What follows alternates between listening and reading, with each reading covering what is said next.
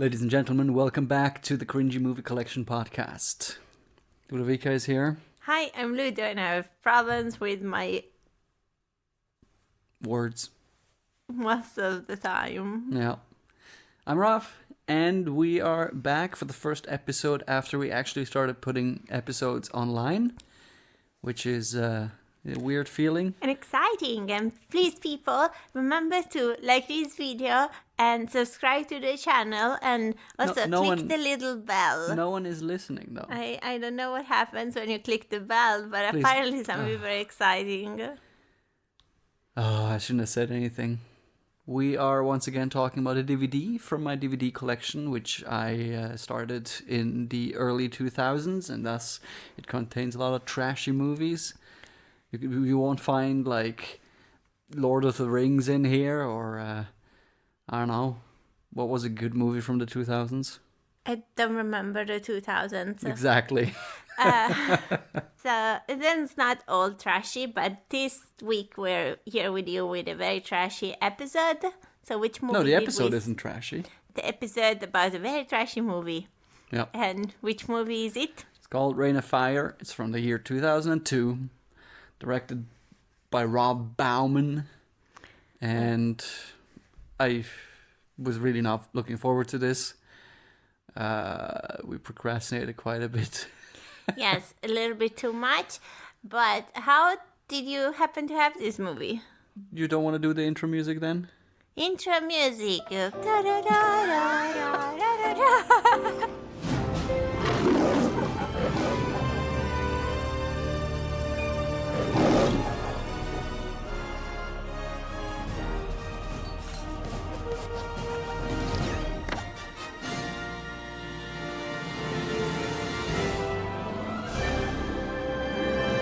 Since we didn't want to watch this movie, why did you have it in the first place?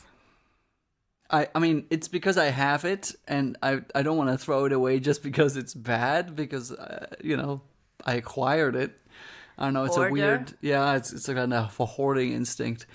I got this movie similar to Titanic, which we talked about on the previous episode, on a trading platform. It's quite depressing, because, like, some of the movies that were in my collection I obviously used to trade for others. So you trade a good movie for this. I traded things like, not specifically for this movie, but like, I know I had like Jurassic Park and like Batman Begins, like those were excellent movies. And you got Reign of Fire. I got Reign of Fire for it, and Titanic, which is fine, I guess. Although I have 2 copies of Titanic now and no copy of Jurassic Park. So that's unfortunate. So that's how that went, yeah. I don't know. Like I got it because it had Christian Bale in it and Matthew McConaughey, and it looked kind of cool, I guess. And Christian Bale. This movie came out sometime before Batman Begins, but when I got the DVD, I already had seen Batman Begins, and I thought, oh, Christian Bale is so cool.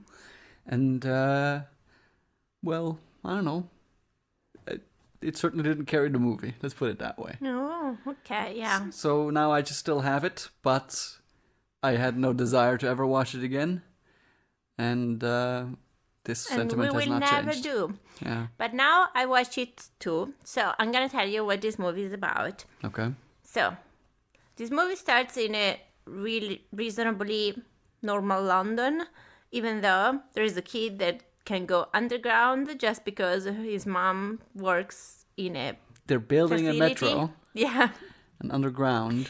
Yes, they're building some tunnels. Okay. So what happens is that the kid doesn't really discover a dragon, but he does discover a dragon, and the dragon kills everybody, including the mom. But the kid is saved for some weird reason. We don't really see it. Like we see them getting out of the construction shaft, but the dragon climbs after them, and then they just cut to the future, and it's unclear how the kid survives and gets on like Time magazine.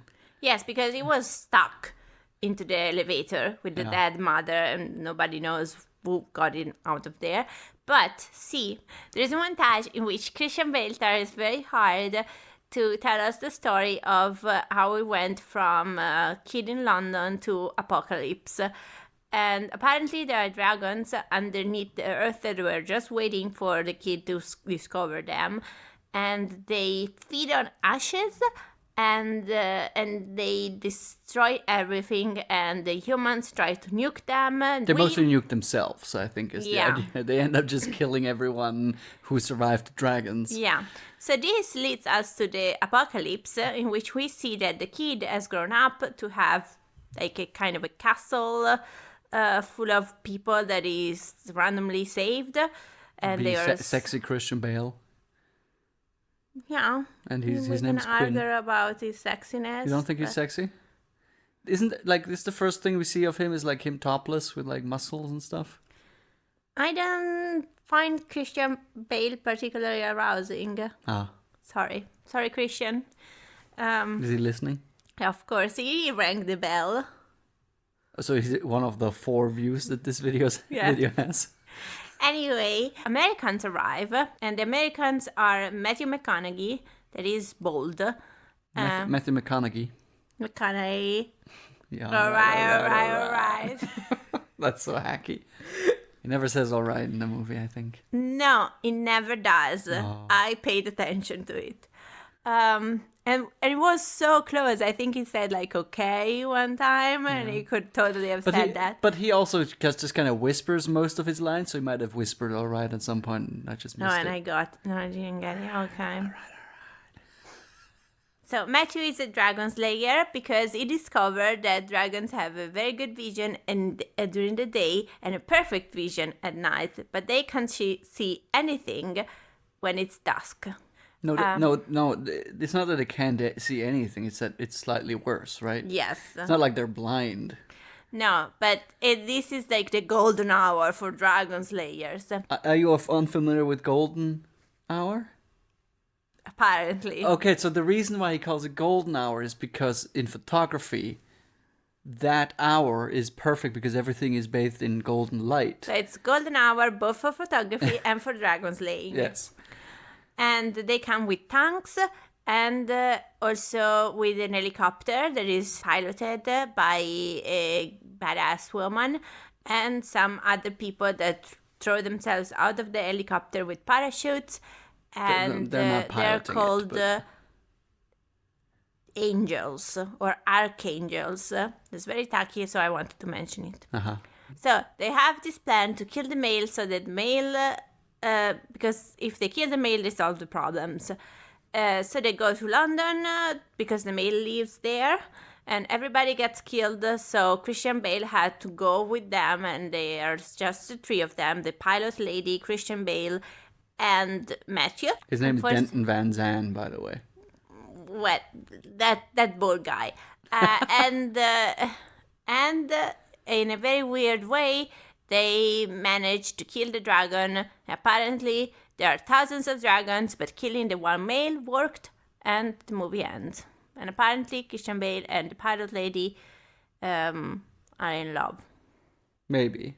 It's not. I think that is one of the more subtle touches about, like, there's this sense of they kind of bond a little bit. Mm-hmm. They kind of understand each other, but they're not full on romancing each other. And even at the end, they are together physically, but the movie doesn't say, they could be platonic leaders of the group. Okay, now. I say that they're in love.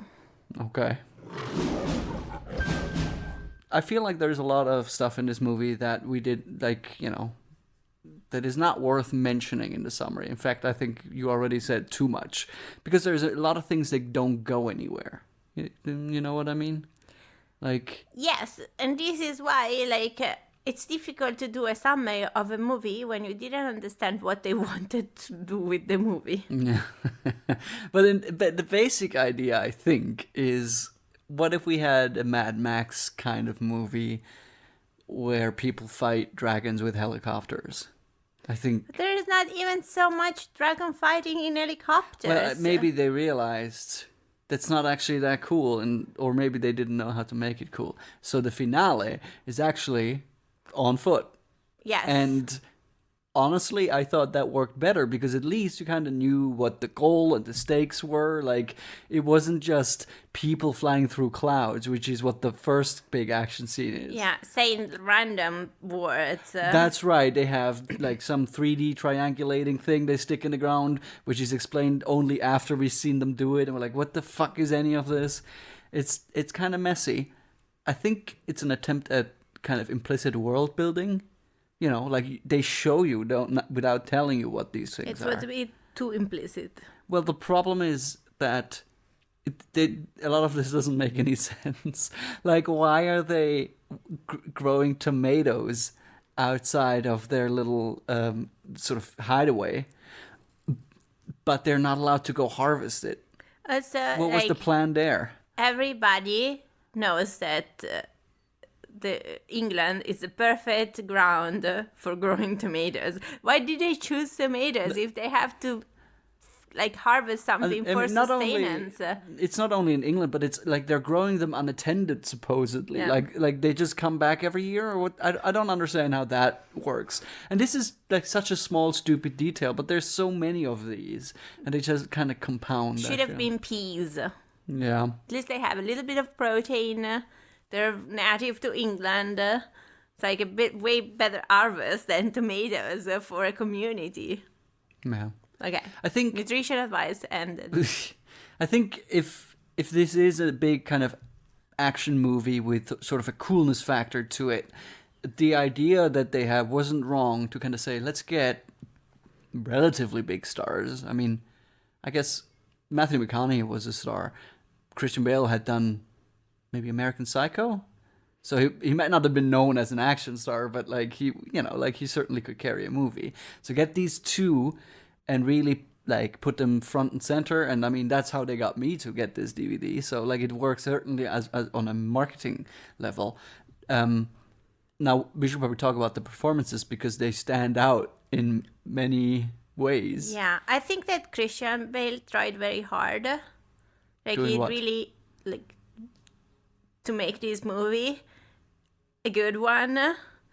Like he was really trying to go with the directions, if there were any. Yeah, there's more character acting in him. Like it's less gimmicky. Like if you look at Matthew McConaughey, he's a fucking joke. He's in a different movie. But it could have been way more of a joke. I mean, like, if its character was to be a joke, then it should be Matthew McConaughey doing a joke, and it would be great. The problem is that it doesn't work if everybody else is doing something else in the movie, you know? Like, because I feel both Christian Bale and Matthew McConaughey are great in this movie, but they don't fit together.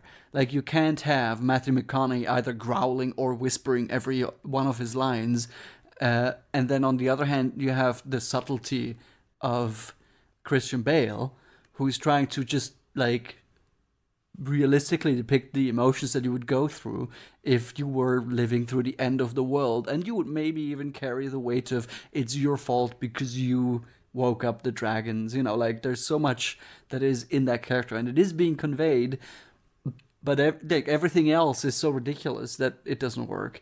And then like, the other side, the ridiculous stuff, doesn't work if you occasionally point back at how serious this could be. You know, like you can't do both in one movie. Yes. So what they should have done for you, the serious one or joke one? I think the more ridiculous version would work better. I think so too. I always think that. When I say Mad Max, I mean like Fury Road. Like go all out on the design, on how this movie looks, and like every character has like weird little eccentricities and things like that, you know, and really make it a spectacle.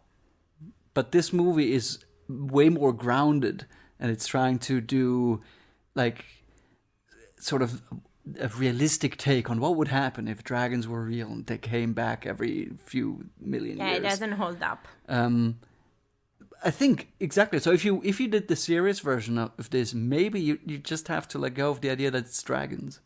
Make it something else, you know? Yeah, it can be a mythological creature. Yeah, make it like a made-up creature. Make it like something that we just never knew about, and now we find out. And maybe at some point say, maybe that's what the Chinese in the 1st century were referring to when they wrote about dragons or something. You know, like make it sort of like this is a proto-dragon. This is something like a dragon, but we didn't know about it. Yeah, Don't make it literally the thing that, you know, St. George slew.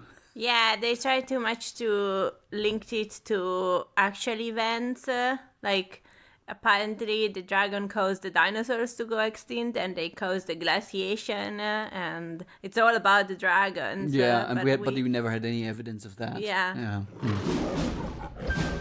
I think that as hard as Christian Bale tried, the best scene, like the best seconds of performance of this movie were when... Yes. No. Yes. Oh, come on. And when Matthew McConaughey decides to go and try to slay the dragon with his axe, and you just jump at it in midair, and you have this slow motion of him just flying for like 10 meters in the air. Yeah. Shouting out his lungs and then getting eaten by the dragon. Yeah. I think that's the most memorable and nice thing about this movie. So if everything was in that tone, yes, it would work much better than this kind of hybrid thing that's happening. I think this is the problem. None of this is really bad in it. Like, I mean, some of it is bad, but like none of it in the grand scheme is bad. It's more of an execution problem. Right? Like, for example, in the opening, when you said Christian Bale tries very hard to explain what's going on, this montage is absolutely terrible. Not because of Christian Bale, he's trying very hard, but like the things you see are meaningless.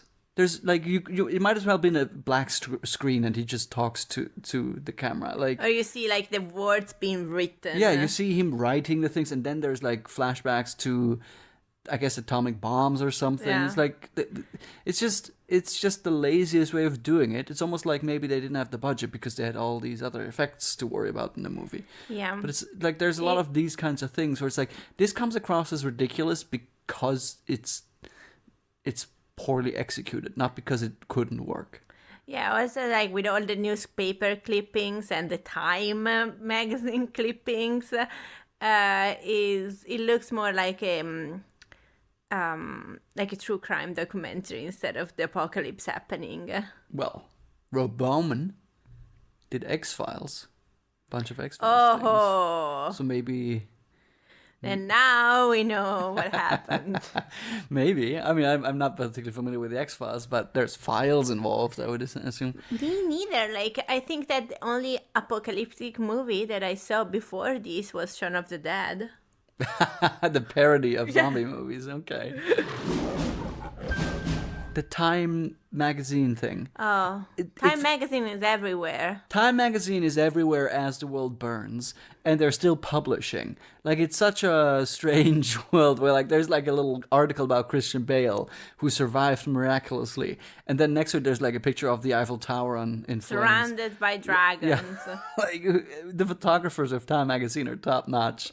They really go all out for the profile. They should have had the National Geographic. Yeah, I don't know. It seems a little weird that, like, apparently the last thing to go is not newspapers, but Time magazine specifically. But at least newspaper, like, you know, I worked as a journalist for many years, and I understand that, like, for example, during the coronavirus pandemic, like, people did feel an increased sense of responsibility, even though that companies were kind of unable to pay journalists. Mm-hmm. Like, there was a sense that, well, but now people need information more than ever. Obviously, you can argue about the kind of veracity of the information that you're giving, but, like, at least people were trying. And so, like, I could imagine that there would still be a newspaper being made for a bit, even at the precipice of the apocalypse. But Time magazine is a magazine, a periodical. Yeah. Like, that's one of the first things you wouldn't do anymore, because no one is subscribing to that. Like, but they have color pictures. There are no more mailboxes to put them in. Like, what? I don't know. But I guess the weird thing here is what we're asking is, like, what exactly were the mechanics of the downfall of humanity, of civilization? How did it happen? Like, we don't know. Why was there still a magazine being put out but also Paris was completely in flames, right? Like, the timeline is a little unclear, and we didn't need this. We could just not done this part of the movie. And also, London was nuked, apparently, but they can just walk in it. Let's talk about Gerard Butler a little bit before. He's in the movie. It doesn't do anything. Yeah. There is like a lot of time wasted with pointless things, and we don't know where the dragons come from and what they happen, and they could spend way more time and budget or just cut out Gerard Butler. Well, the weird thing is I thought I kind of liked his vibe. He seemed like kind of a positive person and kind of a foil to Christian Bale. And unfortunately, he was also there to have conversations with Christian Bale to make it sound like it's an organic way of delivering exposition. Like, I am your best friend. He literally says, remember, I'm your best friend. No, wait, someone else says, like, remember, I used to be an engineer. Or so, like, people just kind of point out who they are and things like that. It's pretty clumsy. And also, we don't meet them anymore. Like, the guy that used to be an engineer. Like, we don't need to know that he used to be an engineer. We don't see him anymore. Are you sure, or you just don't remember? Because I don't remember. I don't remember, might have showed up again. But it's not going to show up again. Okay. And we will not need to know that. And then Gerard Butler just eventually dies off screen. Kind of. Right? Like, He gets locked closes out. the door and the dragon roasts him. Oof. He turns into ash. Yeah. We don't even see it. So apparently the dragons eat ashes. So he roasts first and then he eats. This is unclear to me if that was supposed to be a metaphor. Like, because Matthew McConaughey says they feed on ashes. And this could be a metaphorical expression to say, you know, this is what they live for. They live to destroy. Or they literally eat ash, which I find a little unlikely. Then there is this woman that's also very broody. And it's the only woman that does anything in this movie. She's the third billing. And I don't remember her name because she's entirely, like, in the background overshadowed by the other two main characters. Yeah. Who are kind of loud and, you know, like, imposing. And she's just kind of there and sad.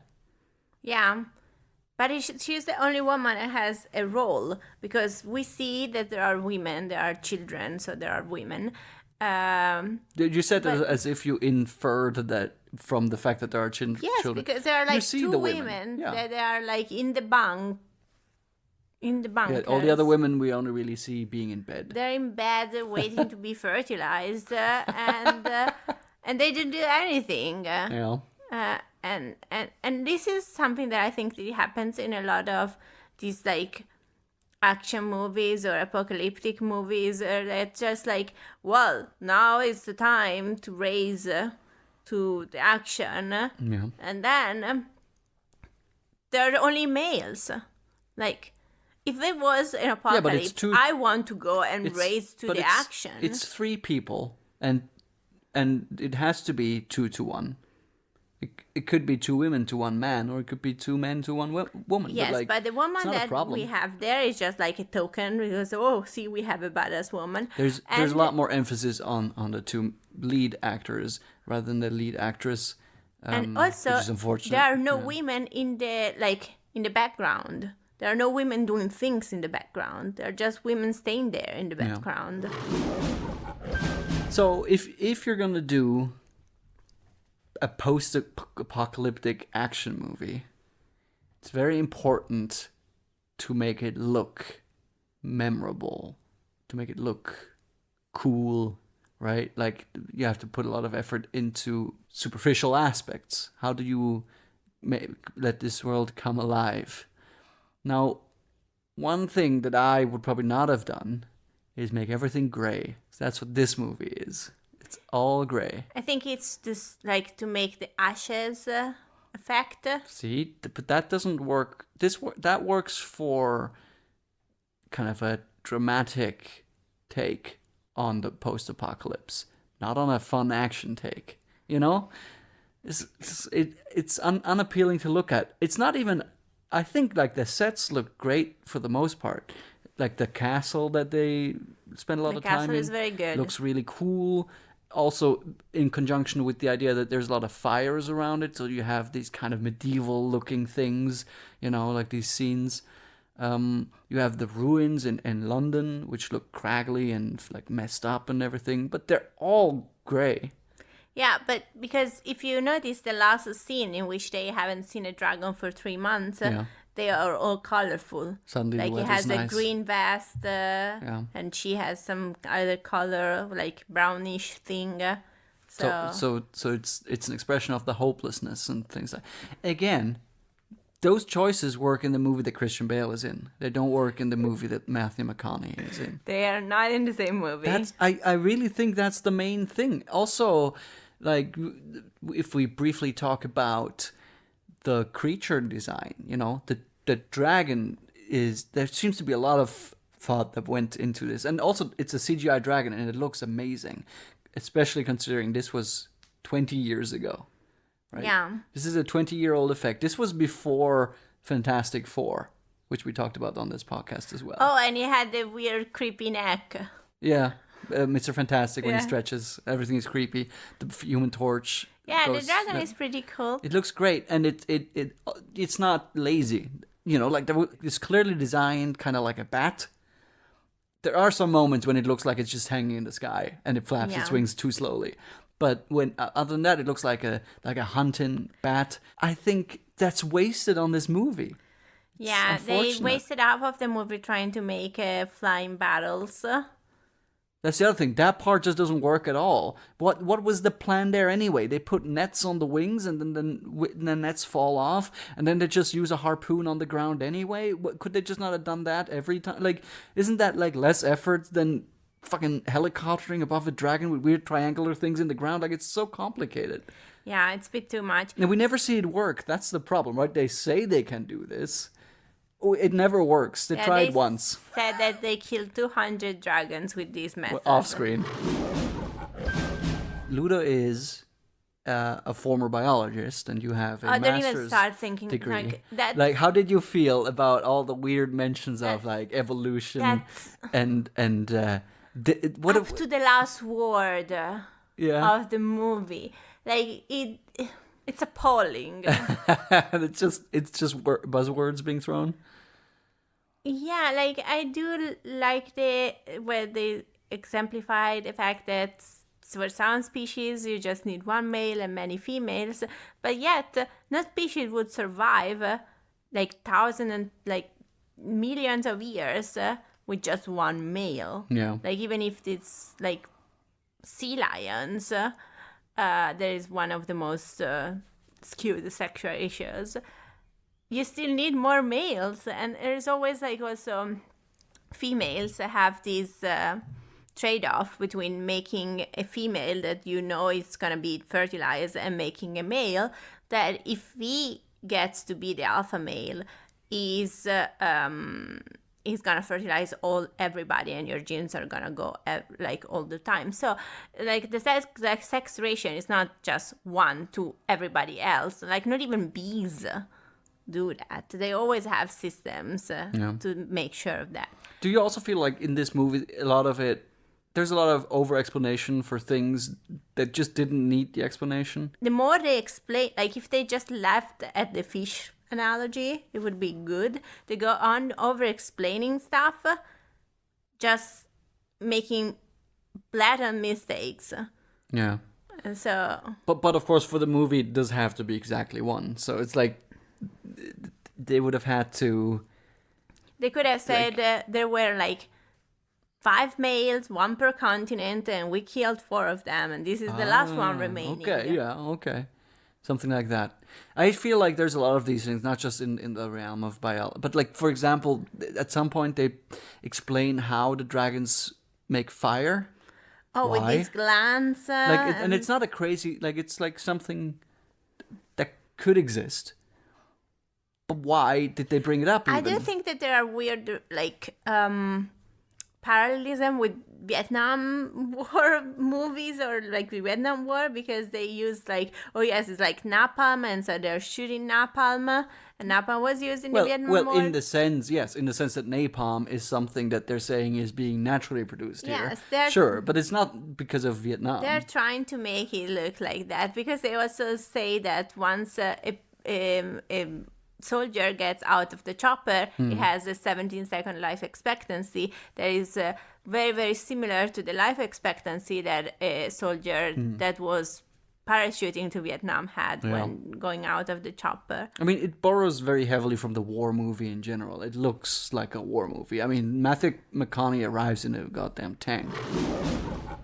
Another thing that I noticed is that there's just a lot of random shit in the movie. Like, they kill the dragon, one of the dragons, and it's a female. And we know that it's a female. We know this already. And then the dragon is there, and the boy asks him, "Oh, are you gonna burn the dragon remains? It's smelly." And he goes like, "No, it's nice because the other dragons don't like it when they smell a dead dragon." And then he goes to the dragon and he grabs into it and pulls out some kind of egg.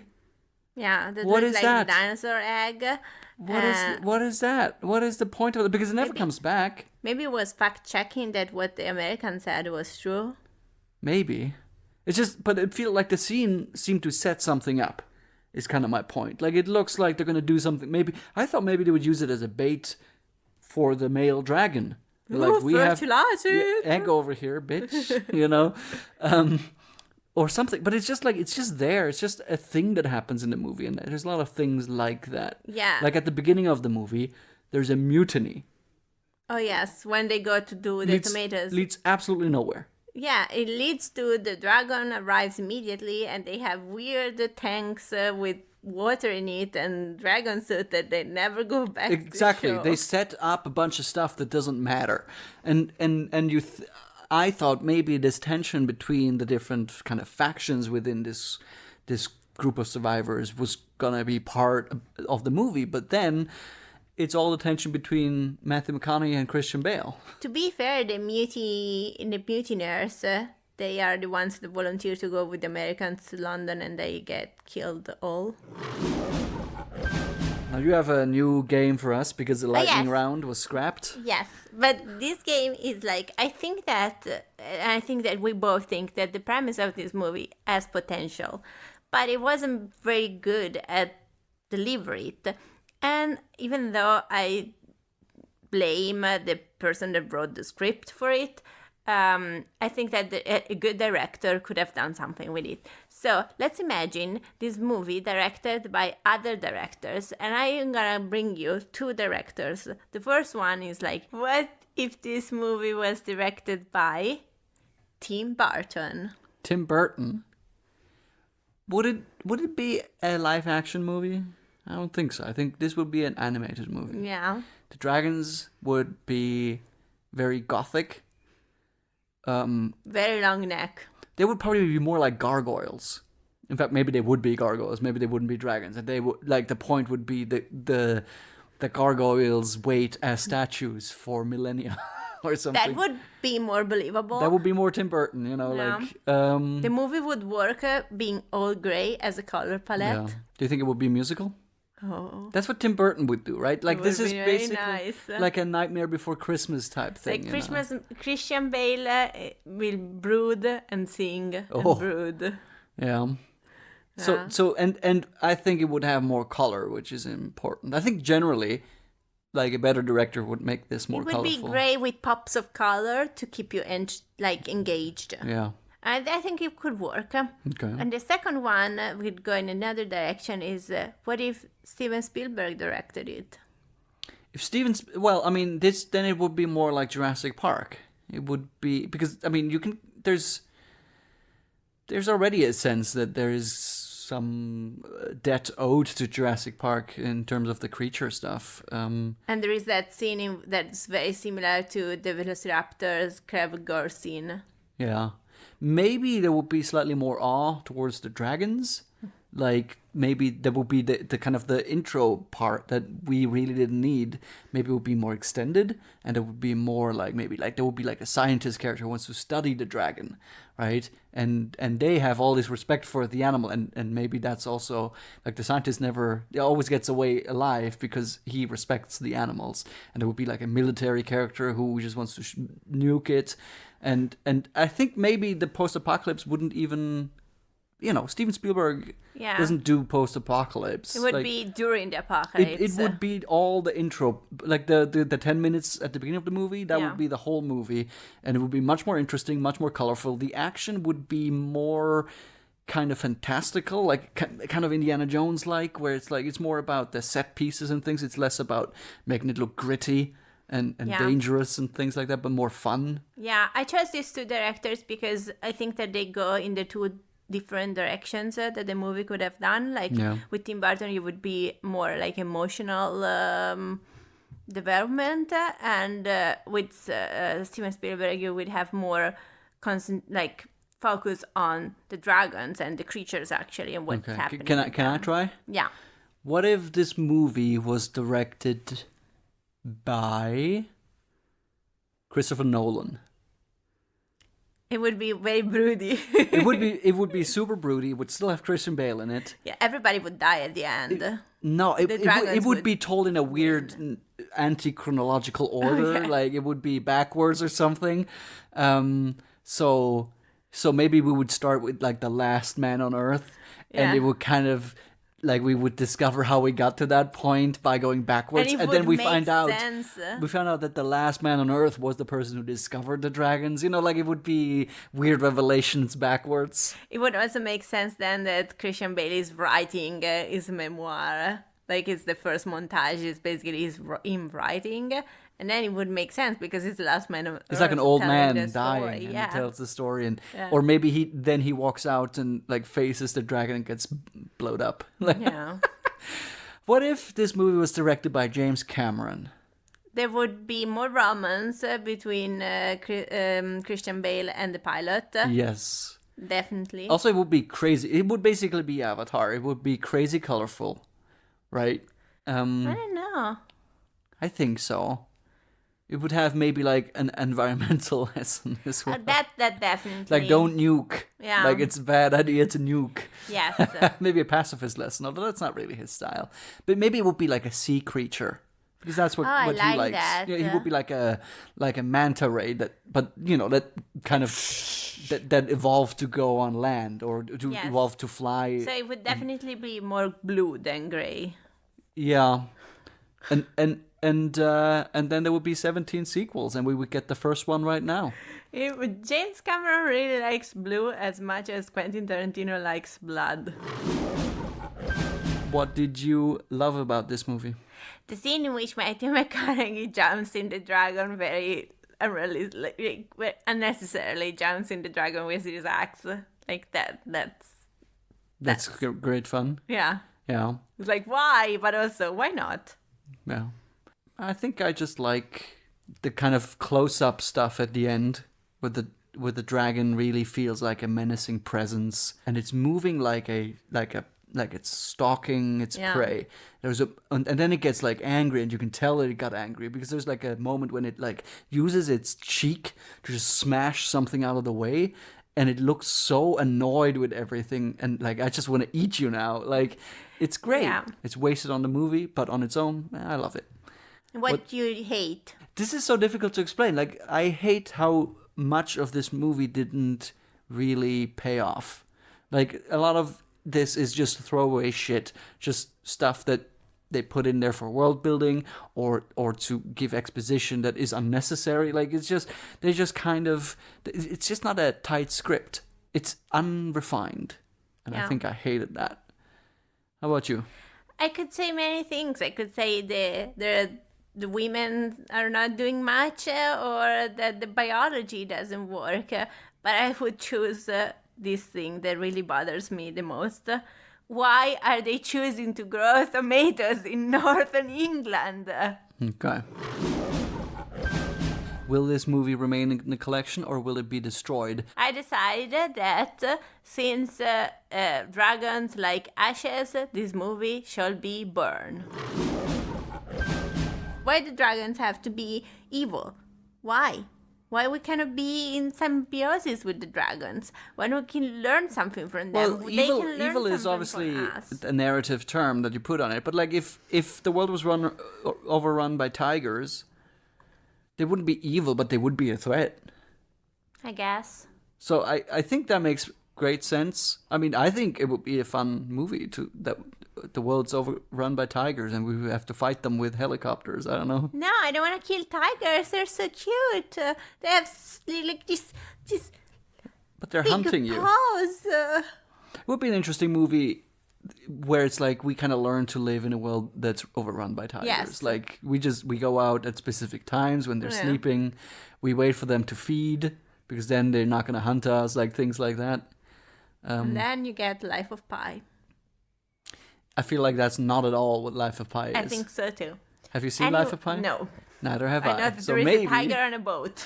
one of these days we're going to watch Life of Pi and it'll be great. But not next time. No, because next time we're going to watch Wreck-It Ralph. Yay! It's the movie from 2012. I mean, a lot of these movies have been from the early 2000s so far, and there's many more from the early 2000s to go through.